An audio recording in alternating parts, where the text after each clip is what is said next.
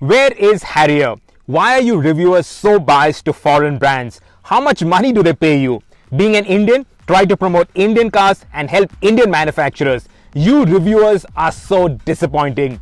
We've had so many comments about the Harrier, and not about the Harrier per se, but in the comment section of the videos of the Creta, the Seltos and the Hector, and that's why we brought them all together finally. We've got the Hector, we've got the Seltos, we've got the Creta, and of course we've got the Harrier. Which one comes on top? That's what we're going to find out today. But before we continue, a quick announcement. We are giving away this iconic If in Doubt t-shirt from the Evo India 100 kmph merchandise line. Stick around to the end of the video to find out how you can win it. Check up my body, join the flow.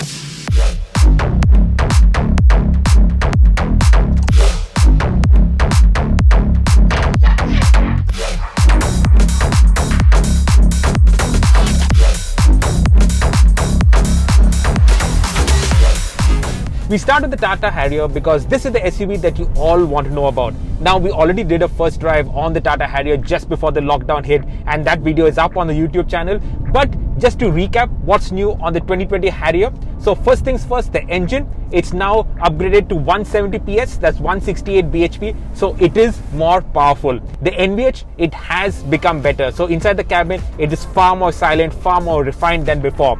It now gets the 6-speed automatic gearbox. So the things that Tata Harrier owners or prospective owners desperately wanted, that is all there on the Harrier. The wing mirrors, they have been reprofiled, so that massive blind spots, that has been reduced. And overall, the Harrier has become much nicer. It always looked great from the outside, but the inside, the ergonomics, they were flaws. For instance, the USB, you had to really hunt to put your cable into the USB slot. That is sorted out. So the handbrake lever, it still remains this aircraft style handbrake lever, but it's fine. Once you put it down, then you don't really have to touch it. But overall, the Harrier has become much nicer. It is better to drive. The automatic gearbox is well suited to the power and torque of the engine, and the stuff that always was a high point on the Harrier, the ride and handling, for instance, that remains really good. For long distance driving, the Harrier is really excellent. You get great visibility, a great driving position, great ride, very good handling for an SUV. There is body roll, but it is always in control. You never get worried, or it doesn't unnerve you when you throw it around corners. The suspension, it feels tough, it feels robust, so you can throw it down bad roads with ease. It gets this huge panoramic sunroof, so a lot of light into the cabin. It makes the cabin seem more spacious. But I'll let Aatish talk about the spaciousness. He's sitting at the back, and that's the reason why I'm wearing this mask. Right, so the back seat of the Harrier. This front seat is set to a position which is reasonably comfortable for me in the front. And if you look at me in the back, I've actually got a fair amount of room. It's quite comfortable here. Headroom, well, it's adequate. It's a little compromised because of the panoramic sunroof. This whole mechanism has eaten into a little bit of space. But otherwise, the back seat is very comfortable. The seats, they're a little firm, but they hold you well. The door pads, they've got these chunky grips, and they give you a lot of confidence when you hold them. You feel very secure in the back seat. And in terms of functionality, I must point out that the AC vents, they're here in the B pillar and not in the center. You also need to note that you cannot adjust the blower temperature or the blower speed on the Harrier. In terms of other functional bits around the cabin, you've got door pockets with a space for a bottle holder, and you've also got this interesting tray where you can probably put your smartphone. It's got a little lip so the smartphone doesn't fly out when you're going over bad roads or in the bends. Otherwise, the back seat is really comfortable. On bad roads especially, it gives you a lot of confidence because the ride quality, it doesn't kick you around, and you feel extremely planted, safe and secure here in the back.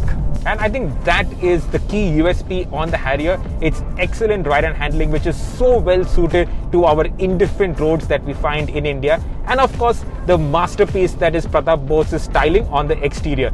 Even though we have the Seltos in this test, personally and everybody in the team also agree that the Harrier is still the best looking.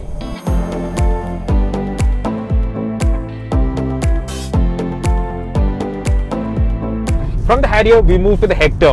Old foes. Now the two, they share the same engine. It's the same 2-liter diesel engine made by FCA, which is a joint venture between Tata Motors and Fiat in Ranjangaon. This engine in the Hector, now when we compared it earlier to the earlier Harrier, the Hector was more refined. But now the Hector is more noisy, considering the work that Tata Motors have done into the BS6 Harrier. So it is loud, but it is sprightly. This engine has got power, and here in the Hector it's only available with a manual gearbox, and that 170 PS, it is evident in the way this engine pulls. The Hector, it really does get a move on, and it can get to quite good speeds, but come the first corner and you have to take things a little easy, because this is a soft SUV. The ride quality is actually very good in the city. It is plush, it is soft, it really soaks up all the small little bumps and ripples. But out on the highway, it is a bit all over the place. So when you hit some bumps at speeds, the chassis, it does get tied into knots. The steering, now amongst all of these SUVs here, none of them really have great steerings, but even in that category, the Hector steering is the poorest of the lots, the most lifeless, the most lacking in feel. And when you throw it around corners, it does not like it. It does not enjoy being flung around corners. There is a lot of body roll. You sit high up, so that also unnerves you, because the center of gravity, at least in your head, is also much higher. And you go over these bumps, and the suspension, it does not stay flat. It moves around too much. The body control is not great. Dynamically, the Hector is not that strong. But what the Hector really scores at is the space, is the backseat comfort. Aatish will tell you about that. Right, so again, here the space is the best compared to all the cars in this test. And it's not just the sheer amount of knee room or leg room I have, it's also the sense of space. The window line, it's low down, and that gives you a sense of airiness in the cabin, again enhanced by the panoramic sunroof. Overall, the cabin of the Hector feels like a very plush, comfortable space. Even in terms of features, I've got a reclining back seat, I've got soft leather everywhere. The lumbar support on this back seat actually is very, very good. Even where I keep my feet, the fact that the floor is completely flat means I can move my feet around, and that gives me a lot more space in the cabin. However, there are some flaws, and I go back to what Sirish was talking about with the ride quality. The Hector, it's a bit soft and it tends to jump around and bounce around at speed. While he was throwing it around the bends, I was really getting thrown around in the back. The roll, it's very evident. The pitch when you accelerate and brake is very evident. And if you're driving the Hector hard, the passengers in the back won't be too comfortable. Where the Hector excels is in the city at slower speeds, where you're not really pushing the car's suspension and chassis too hard, and then you can actually enjoy the comfort of the cabin. Also in the cabin, you get this huge panoramic sunroof. Tata Motors claims their sunroof is bigger than the Hector's, but visually the Hector's looks really big. This infotainment, this massive screen that you have here, it actually is another high point of the car. Stuff like Ghana, the app, which is inbuilt into the Hector, it actually works quite well. You also have those voice commands, so you can say, hey MG, open the sunroof, all of that jazz. So it does have a lot of features that a lot of people will actually use. It's not like frivolous kind of features that are just thrown in for the heck of it. If you want an SUV to be driven around in, a comfortable SUV to be driven around in, primarily in the city, I would definitely suggest that you look at the Hector.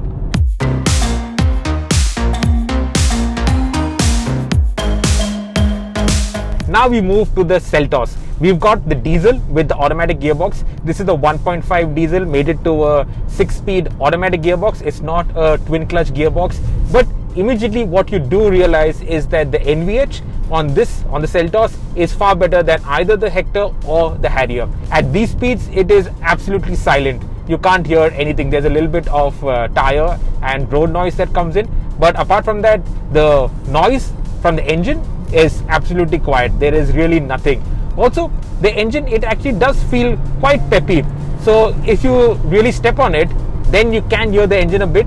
What I have to point out is that the Seltos is half a size smaller than either the Hector or the Harrier in terms of the space, in terms of the footprint. Overall, this is a slightly smaller car. So there are advantages and disadvantages to that. The advantages, it is far more easy to drive. In the city, it is more nimble, it is more chuckable. It also has better handling, it stays more planted. This is more car-like. The Harrier is definitely like an SUV, a big butch macho SUV. The Seltos, and even the Creta for that matter, which we'll come to, is more car-like, more stable, more planted, more reassuring and easier to drive. In terms of the outright ride quality, the Seltos is not as good as either Harrier or the Hector. It is stiffer and it is more sporty. In terms of handling, it is definitely a big step up over the Harrier and couple of steps up over the Hector. It is more sporty, you can fling it around corners, and it is reassuring. It grips well, it is planted, the body control is actually very good on the Seltos and even on the Creta, which we will come to. And overall, this is a nice, fun car to drive. Not really an SUV, but it's more car-like to drive. The body roll is not much really. These Goodyear tires, they grip well. It is a fun car to chuck around, let me tell you that. Now the disadvantages of being half a size smaller than the Hector or the Harrier, and that is space. Aatish, are you cramped back there? I wouldn't say I'm cramped, but yes, you can significantly feel that there is less space up here, especially in terms of knee room. Headroom's actually okay because there is no panoramic sunroof in the Seltos. That frees up a little bit of room here, but it does give the sense that the cabin is a little more claustrophobic because you don't get that airiness that you would get in all the other cars that have panoramic sunroofs here. In terms of the seats themselves, they're comfortable.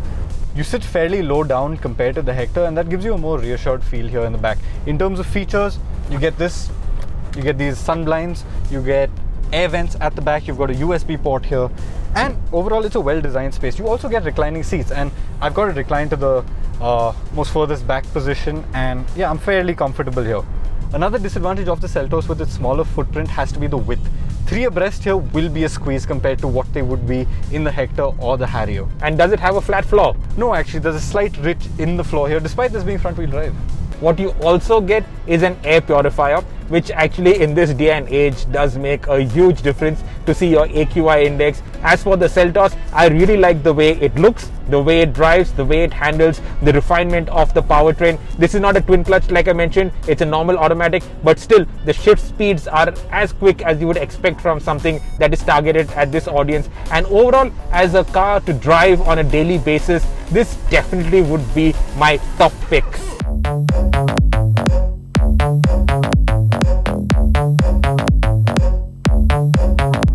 And finally, to the Hyundai Creta, the newest in this lot. It was first shown at the Auto Expo. The launch happened just after the Auto Expo, and the first price happened just before the lockdown kicked in. Now, I've spent a lot of time in the 1.4 turbo petrol with the twin clutch automatic. This is the 1.5 diesel with the manual gearbox. You also get this with the automatic. It's the same powertrain as the Seltos. In fact, the car is the same as the Seltos. The length, width, height, weight, everything is bang identical to the Seltos. But what Hyundai have done is taken everything that we know and love about the Seltos and improved it that slight bit better. For instance, the engine refinement is slightly better. The ride quality, it is slightly better. The interior space, it hasn't changed, but because of this massive panoramic sunroof, it feels more airy. The seats, somehow they feel slightly more comfortable, which Aatish will tell you more about. Yeah, you're exactly right. This sunroof really opens up a lot of space compared to the Seltos' cabin, and the seats do feel a little more plush. My favorite bit about the Creta's cabin has to be these soft headrests. Now, this is something I think they've picked up from cars like the S-Class and the 7 Series. They have these soft headrests that feel 3 or 5 notches above the rest of the upholstery in the cabin, and it feels really nice to rest your head on. This is a place where you can go to sleep in, literally. As for the rest of the cabin, everything's pretty much identical from the Seltos. So you've got your sunshade, you've got your AC vents at the back without any adjustability, you've got your USB port, you've got door pockets for bottles, and the layout, the mounting points of the seats, everything feels identical. The ride quality too, it feels solid, it feels supple, you're comfortable and confident in the back seat. You don't get thrown around a lot, and it's a nice, comfortable place to be. Now the Creta, it is no Harrier, so if you see a bad patch of road, you can't go flat out over it like you would in the Harrier, and the Harrier can take it. The Creta, it can't take it, and plus your passengers will start to grumble. What the Creta can do is drive enthusiastically like a car. So you find a corner, you chuck it into the corner, and it handles pretty well. Compared to the Seltos, it's only these Nexen tires that don't grip as well ultimately as the Goodyears on the Seltos. But apart from that, the Seltos and the Creta, they ride and handle almost on par with each other. You will have fun driving the Creta. That much is there. This manual gearbox, it is nice to shift. Compared to the Hector's manual gearbox, the only other car in this test that had a manual gearbox, this manual is far nicer, far slicker to use, and far more undemanding of you. It's a 6-speed manual gearbox. The steering, it feels nice to hold. This cabin layout, the dash layout, I really like it. I think it is really well done. As much as the exteriors are radical, the interiors are far more conservative and pleasing to the eye. This screen that is integrated into the dash, there are no floating screen type things that are being done over here, and it's a nice wide screen with Apple CarPlay, Android Auto well integrated into this, so you can use it really well. The touch sensitivity is actually very good. It gets that air purifier, which is the same as the Seltos. The front 2 seats, they are cooled, again same as the Seltos. You get a wireless charger, so a lot of features over here. If you compare it to the Harrier, the Creta and the Seltos both get a lot more features, and compared to the Seltos, the Creta, it gets this massive sunroof, which is a big selling point in this day and age.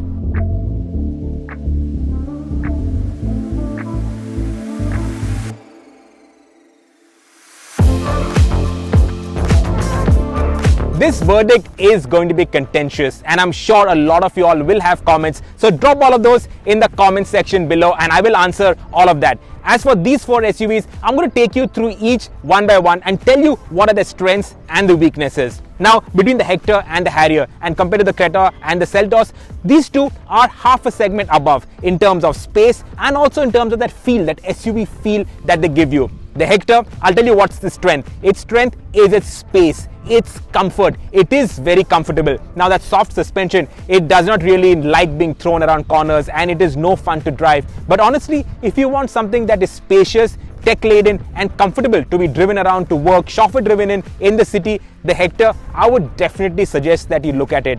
As for the Harrier, I still think it looks good. Now, between the Seltos and the Harrier, these personally are 2 of the best looking SUVs in this test right now, and my personal preference would be for the Harrier. If you like the Seltos, I won't grudge you that. Definitely it is a good looking SUV. What the strengths of the Harrier are its rugged ride and handling. You find a bad road on the highway, you just throw it around and nothing will happen to it, and even the passengers will not get jolted. The improvements to the 2020 Harrier are significant. More power, better NVH, that much needed automatic gearbox. So overall, if I were to buy an SUV over here, I would actually look at the Harrier. Its downside is its pricing. It is 3 lakh more expensive than the Seltos and even the Creta, and that is a lot of money. In terms of my makeup, I like something that is macho, that is rugged, that you can throw around, and the Harrier, it really does fit my bill. But the Seltos, it actually works overall. So as a city car to use on a regular basis, the Seltos will make you happier. It'll put a wider smile on your face. And that said, I can't miss out on the Creta. Now the Creta, in terms of its styling, well, it is going to sway a lot of opinions. A lot of y'all will have strong things to say about the Creta styling. So that aside, in terms of the package that it offers, it takes everything that we like in the Seltos and improves it that slight bit. The Creta, it will do everything that you want, and it will also put a big wide smile on your face. And that's why, if you were to ask me for the winner in this test, it would be the Creta. And now here's how you can win this cool rally t-shirt. Let us know which SUV you would pick and why. The most interesting, relevant, even out of the box comment wins. Drop it in the comments section.